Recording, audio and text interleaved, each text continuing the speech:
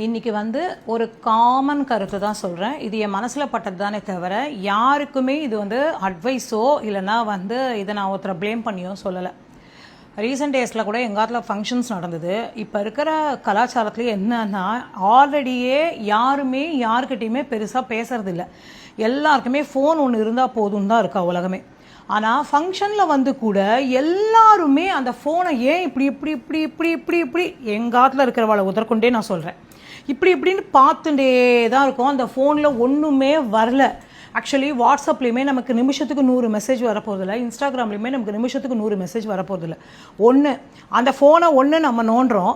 அப்படி இல்லைன்னா எல்லாரோடையும் நின்று பிடிச்சதோ பிடிக்கலையோ ஒரு செல்ஃபி எடுத்துக்கிறோம், ஒரு ஃபோட்டோ எடுத்துக்கிறோம். இதுதான் நம்மளோட ஞாபகமாகவே இன்றைக்கி இருக்குது.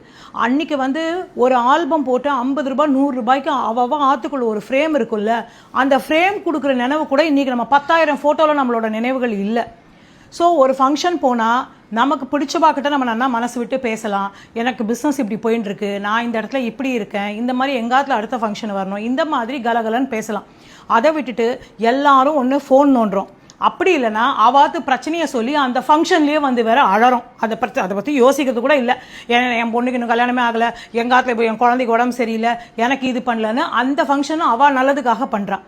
ஸோ தயவு செஞ்சு இது நான் ஒரு ரெக்வஸ்ட்டாக தான் சொல்கிறேன், இன்க்ளூடிங் என்னோடய ஃபேமிலிக்குமே சேர்த்து தான் சொல்கிறேன். ஒரு ஃபங்க்ஷன் போனால் மொபைல் அட்லீஸ்ட் அந்த ஒரு 2-2.5 மணி நேரமாவது மறந்துட்டு எல்லாருக்கிட்டையும் நல்லா கலகலன்னு பேசி அடுத்தடுத்த மூமெண்ட் நம்ம லைஃப்பில் என்ன போகிறது, இல்லை நம்ம ஒரு 20 வருஷம் முன்னாடி கோத்ரோ பண்ண எக்ஸ்பீரியன்ஸ் என்னன்றதை பற்றிலாம் ஜாலியாக பேசலாம்.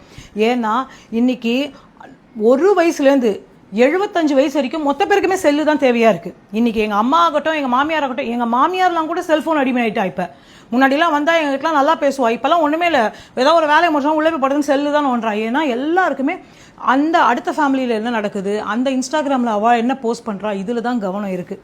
இருக்கலாம், எல்லாமே ஒரு என்டர்டைன்மெண்ட்டோடு இருந்தால் எந்த ப்ராப்ளமே இல்லை.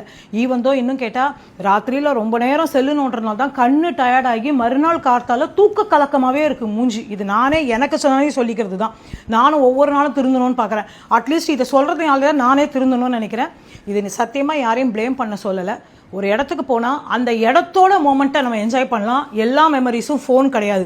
நம்மளோட மூளையும் நம்ம கண்ணும் தவிர மற்ற எதுவுமே உலகத்தில் முக்கியமான விஷயம் இல்லை. மூளை எல்லாத்தையும் மெமரி பண்ணிக்கும், கண்ணு எல்லாத்தையும் கேமரா மாதிரி ஸ்டில் எடுத்துக்கும்.